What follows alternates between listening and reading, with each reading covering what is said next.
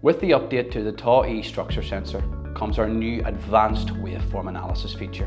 While the asset is in operation, a triaxial time waveform with an Fmax of 400 Hz is sampled and uploaded to Analytix within 8 hours. The oscillating data collected from Tau E can be found within the time plot section of Analytix. How you choose to view the data, either in 2 or 3 dimensions, can change depending on what you're looking for. Viewing the data in 2D allows a user to review the triaxial data as 3 separate data sets, with each axis in direct comparison. This can allow a user to focus on specific axes, such as for bearing analysis.